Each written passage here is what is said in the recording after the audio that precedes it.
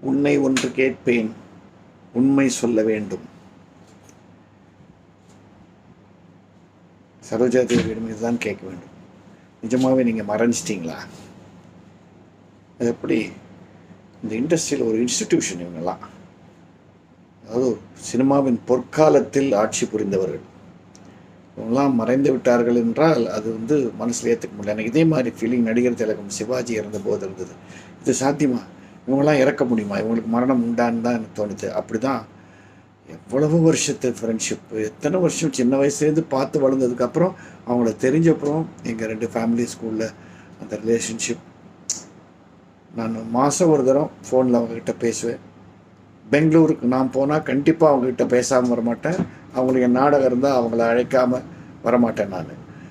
அதே மாதிரி அவங்க சென்னைக்கு வந்தால் ஒரு ஃபோன் அடித்து ஏதாவது பேசி கிண்டல் பண்ணுவாங்க. அதுலேயும் எனக்கு அவங்களுக்கு என் மனைவி சுதான்னா ரொம்ப இஷ்டம்.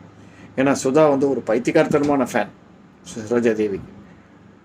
உண்மையை சொல்ல போகணுன்னா என்னுடைய மேரேஜும் போது நான் போட்ட கண்டிஷன் என் ஒய்ஃபுக்கு என்னென்னா, உனக்கு சிவாஜியை பிடிச்சிருக்கணும், எம்எஸ் விஸ்வநாதனை பிடிச்சிருக்கணும்னு. அவங்க போட்ட கண்டிஷன் என்னென்னா, உனக்கு சரோஜா தேவியை பிடிச்சிருக்கணும்னாங்க. ஸோ அப்படி we are close to each other. 2 மாதம் முன்னாடி கூட I had a talk with her. அதே அவங்களுடைய அந்த என்ன சொல்கிறது, செல்ல தமிழ், அந்த குழந்தை தமிழில் பேசி கிண்டல் பண்ணி சுதாவோட பேசி just lovely memories. But then காலம் அது ஒரு சர்டன் ஸ்டேஜுக்கு அப்புறம் எல்லாரும் மறைந்தாக வேண்டும். இவங்களுடைய மறைவை நான் இது ஒரு கல்யாண சபை தான் நினைக்கிறேன். ஏன்னா இந்த மாதிரி கிராண்டாக வாழ்ந்த நடிகைகள் ரொம்ப கம்மி. கடைசி வரைக்கும் அவங்களோட டிக்னிட்டியோடு வாழ்ந்தாங்க. அவங்க ஃபேட் அவுட் ஆனாங்கன்னு சொல்லவே முடியாது. சினிமாலேருந்து ரிட்டையர் ஆனப்புறம் பல முக்கியமான பொறுப்புகளை வகித்தாங்க சினிமா இண்டஸ்ட்ரியிலேயே. கர்நாடகாலையும் பெங்களூர்லேயும் அவ்வளோ மதிப்பு அவங்களுக்கு. தமிழர்கள் உள்ளத்துலேருந்து அவங்க மறையவே இல்லை. வீடியோ நீங்கள் போட்டு டிவியை போட்டால் சாங்ஸ் எப்படியோ ஒரு பாட்டு, புரட்சி தலைவரோட ஒரு பாட்டு, இல்லாட்ட நடிகர் திலகத்தோட ஒரு சாங்கு, இல்லாட்ட ஜெமினியோட ஒரு சாங்கு ஏதாவது வந்துக்கிட்டே இருக்கும். அப்படி அரசாண்டாங்க அவங்க.